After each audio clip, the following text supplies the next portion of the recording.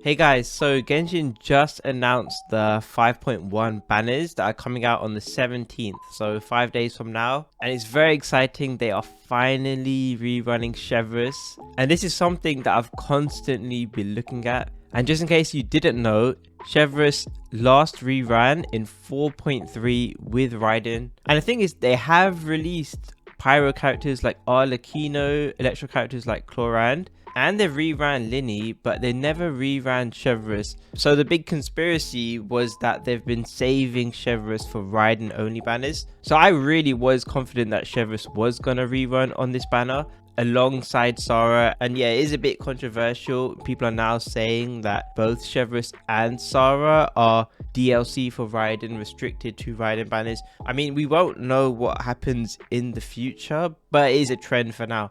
Anyway, I wanted to make this video because I genuinely think if you're a main of certain characters, then you really should get Chevreuse. It's not a FOMO thing, I just think she is that strong. So I think if you're a Raiden main, or if you plan to be a Raiden main, or if you're a Clorinde main, then I think you have to get at least one copy of Chevreuse. I really do recommend that. And then if you're an Arlecchino main or a Linny main, I wouldn't necessarily say you have to get Chevreuse, but it's a pretty good idea if you want that flexibility. So first of all, how many Chevreuses do I think you need? First of all, the crazy thing is I don't even have her on my own account, but I've been getting asked this a lot over time on Twitch and my YouTube comments, and genuinely even just one copy of Chevreuse is good enough. C1 is also good for energy, and she has good constellations, but you don't need C6 for her to be basically better than Kazuha for Raiden or Clorinde. And this C6 on Chevreuse might look very strong, and it is pretty strong, but at least with Raiden you actually don't get that much from this because this takes a while to activate and your Raiden's burst slash is over. It's a ramping buff. You're not guaranteed to get 60 pyro, 60 electro damage straight away, so she is still more than good enough if you only have some of the early copies. And yeah, I know a lot of people have heard that for Clorinde, her Dendro quicken teams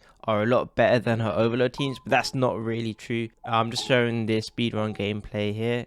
Basically, Chevreuse's buffs are comparable to Kazuha's. They're both very strong buffers, but the reason why Chevreuse is basically better than Kazuha for Clorinde and Raiden is basically that electro dpses suffer a lot from switching out and needing to switch out. You know, we have Clorinde's skill here, which has her duration, and if you switch out of it, maybe to regroup enemies or reapply Dendro, then obviously her skill has expired. And then similar thing with Raiden, her burst mode is very cool, of course, but if you have to switch out of it to regroup enemies, you can't switch back because she's out of her burst mode and she's got that big cooldown. Plus, the thing with both Raiden and Clorinde is that they actually have very good AoE by themselves.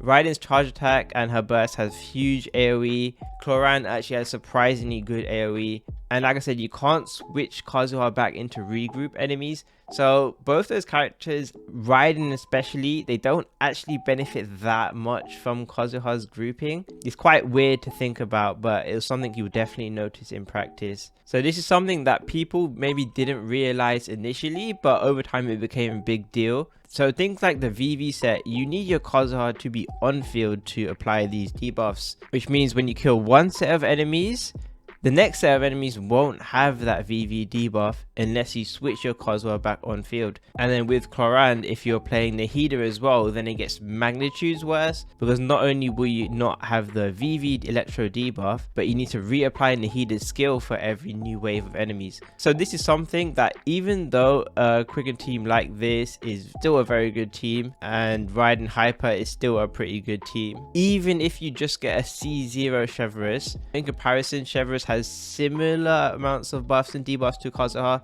but hers are basically permanent and have permanent uptime as long as your team is doing some overload reactions. So that's basically the ironic thing. You would think that the teams with Kazuha are better in AoE, but what actually happens is because of that multi-wave issue, that unable to switch out issue, the Chevreuse teams have ended up being better in AoE than the Kazuha teams, and that's why they've been very popular for people who actually have Chevreuse, which has been the issue, which is that not everyone has had Chevreuse, so people haven't been able to showcase just how much better she is. And without getting into calcs, with the pyro DPSs like Arlecchino or Lini or Yoimiya, Chevreuse can still be very good for them theoretically.